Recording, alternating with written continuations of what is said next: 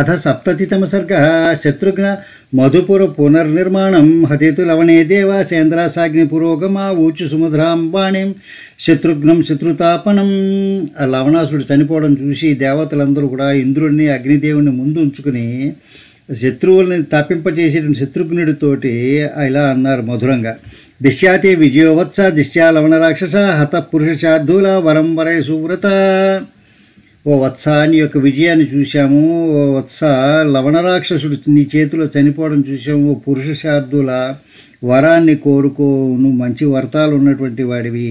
వరదాస్తు మహాబాహో సర్వయవ సమాగత విజయాకాంక్షిణ స్తుభ్యం అమోఘం దర్శనం హినః. అలా మేము వరదాం, నీకు వరం ఇద్దామని చెప్పి వచ్చామయ్యా. మేమందరం కలిసి ఓ మహాబాహు నీ యొక్క విజయాన్ని కాంక్షించాము. మేమందరం నీకు ఇది ఇద్దామని వచ్చాము. మా యొక్క దర్శనమే అమోఘమైనది కదా. దేవానాం భాష్యం శృత్వా శూరో మూర్ధికృతాంజలి ప్రతివాచ మహాబాహు శత్రుఘ్న ప్రయితాత్మవాన్. దేవతల యొక్క చక్కగా మాట్లాడిన మాటలు విన్నాడు ఆ శూరుడు విని నెత్తి మీద చేతులు పెట్టి వాళ్ళందరికీ నమస్కారం చేసి మహాబాహువైన శత్రుఘ్నుడు వాళ్ళందరికీ ఇలా చెప్పాడు. ఏం మధుపురి రమ్య మధురా దేవ నిర్మిత నివేశం ప్రాప్నుయా శీఘ్రం యశమేస్తు వరపర. ఇది మధుపురము, ఇది రమ్యమైనటువంటిది. దేవతలు నిర్మించారు దీన్ని, మధుర అనే నగరాన్ని. ఇక్కడ నేను ఉందామనుకుంటున్నాను, ఇక్కడ దీన్ని రాజధానిగా చేసుకుని. అంచేత మీరు ఇక్కడ ఉంటాను, మీరందరూ నేను అక్కడ సుఖంగా ఉండేటట్టు వరం ఇవ్వండి, అదే నాకు కావాల్సింది అన్నాడు. తందేవా ప్రీత మనసో బాఢమిత్యేవ రాఘవం భవిష్యత్ పురీ రమ్య శూరసేన న సంశయ. వాళ్ళందరూ కూడా దేవతలు సంతోషంగా అలాగే జరుగుతుందని చెప్పి ఈ పురం కూడా చాలా రమ్యంగా తయారవుతుంది. నీ యొక్క సేనలు కూడా శూరసేనలు ఇక్కడ ఉంటాయి, మీరందరూ హాయిగా ఉంటారు అని చెప్పారు. చూసారా మధురా నగరం. ఆ మధురా నగరాన్ని ఎవరు నిర్మించారు? దేవతలు నిర్మించారు. మధురాక్షసుడు ఉండేవాడు, తర్వాత లవణ రాక్షసుడు, అతని తర్వాత రఘువంశస్థుడైనటువంటి శత్రుఘ్నుడు పరిపాలించాడు. శత్రుఘ్నుడి తర్వాత అది అలా ఉంది. ఇప్పుడున్న మధురా నగరం యొక్క చరిత్ర అది. మధుర ఎక్కడుంది? ఉత్తరప్రదేశ్లో ఉంది. తే తథోక్త్వా మహాత్మానో దివం ఆరురుహస్తదా శత్రుఘ్న విమహాతేజ తాం సేనాం సోపానయత్. అలా చెప్పేసి ఆ మహాత్ములంతా కూడా స్వర్గానికి వెళ్ళిపోయారు. శత్రుఘ్నుడు మహాతేజవంతుడు కూడా తన సేనను అక్కడ నిలబెట్టాడు కదా, తను పిలిపించాడు. ససేన శీఘ్రమాగత్య శుత్వా శత్రుఘ్న శాసనం నివేశించ శత్రుఘ్న శ్రావణేన సమారభత్. ఆ సేన కూడా అక్కడ శీఘ్రంగా వచ్చేసిన శత్రుఘ్నుడి యొక్క ఆజ్ఞని విని అక్కడ ఆ శ్రావణ మాసంలోనే శత్రుఘ్నుడు ఆ మధుపురంలో నివసించడం మొదలుపెట్టాడు. సాపురా దివ్య సంకాశ వర్షే ద్వాదశమే శుభే నివిష్ట శూరసేనానాం విశేషాకుతో భయ. అక్కడ శత్రుఘ్నుడు అక్కడికి వచ్చి 12 సంవత్సరాలు నివసించాడు. పురాన్ని అంతటిని పునర్నిర్మించాడు, అంతా చక్కగా చేశాడు. ప్రజలందరూ కూడా సుఖంగా ఉన్నారు. సేనను కూడా అక్కడ అందరూ జాగ్రత్తగా పెట్టుకున్నాడు, ఎవ్వరికి భయం లేకుండా చేశాడు. క్షేత్రాన్ని సస్యయుక్తాన్ని కాళే వర్షతి వాసవ అరోగ వీరపురుష శత్రుఘ్న భుజపాలిత. ఆయన పరిపాలిస్తున్నప్పుడు కాలంలో వర్షాలు పడేవి, భూములు కూడా చక్కగా పంటలు పండేవి. పురుషులకి ఎవరికి రోగాలు వచ్చేవి కాదు. శత్రుఘ్నుడి భుజం బలంతో పరిపాలింపబడుతుంటే స్త్రీ పురుషులు అందరూ కూడా హాయిగా సుఖంగా ఉన్నారు ఆరోగ్యంతో.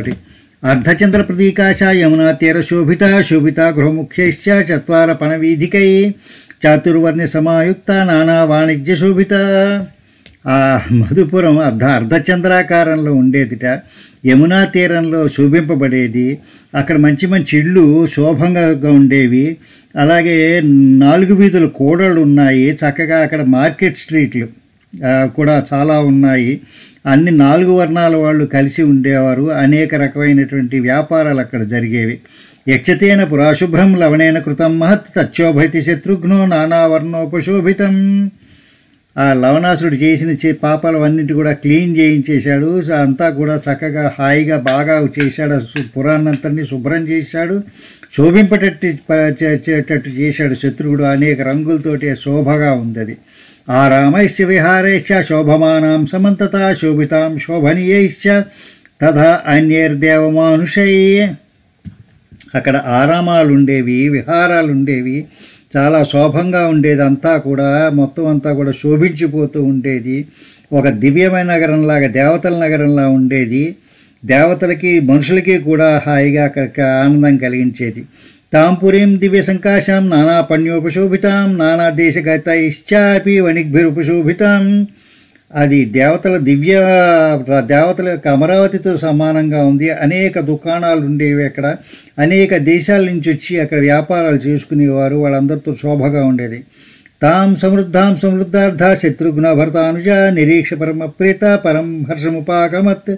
ఆ నగరాన్నంతటిని సమృద్ధం చేశాడు. సమృద్ధాన్ని కోరుకునేటటువంటి శత్రుఘ్నుడు, భరతుడు యొక్క తమ్ముడు, అక్కడ అలాగే మహా సంతోషంతో 12 సంవత్సరాలు హాయిగా అక్కడ ఉన్నాడు. ఆ నగరాన్ని చూస్తూ ఆయన కూడా సంతోషించేవాడు. తస్య బుద్ధి సముత్పన్న నివేశ్య మధురాంపురీం రామపాదో నిరీక్షేహం వర్షే 12 ఆగతే. ఆయనకప్పుడు ఆయన బుద్ధిలో ప్రవేశించింది, 12 సంవత్సరాలు నేను ఇక్కడ మధురాపూర్లో నివసించాను కదా, ఒక్కసారి వెళ్ళి రామపాదాలని దర్శించుకుందాం అని బుద్ధి పుట్టింది. తతస్స తామం అరపురోపమాం పురీం నివేశ వైవిధ జనాభిసంవృతాం నరాధిపూరకపతి పాదదర్శినే దధేమతిం రఘుకుల వంశవర్ధన. ఆ అమరావతిలో ఉన్నటువంటి ఆ నగరాన్ని చూసుకుంటూ దాని చక్కగా ఉన్నాడు. అనేక రకాలుగా అనేకమైనటువంటి జనులతోటి అది శోభిల్లుతోంది. అప్పటికి శత్రుఘ్న మహారాజుకి రఘుకుల వంశాన్ని వృద్ధి చేసి రామచంద్రుడి యొక్క పాదాలని దర్శించుకుందామనేటటువంటి కోరిక చాలా బలపడింది. ఇత్యర్షమిత్రామాయణ వాల్మీకాది కావ్య చతుర్సంహికాయాం సంహితాయాం ఉత్తర రామాయణే శత్రుఘ్న మధుపుర పునర్నిర్మాణం నామ 70తమ సర్గః.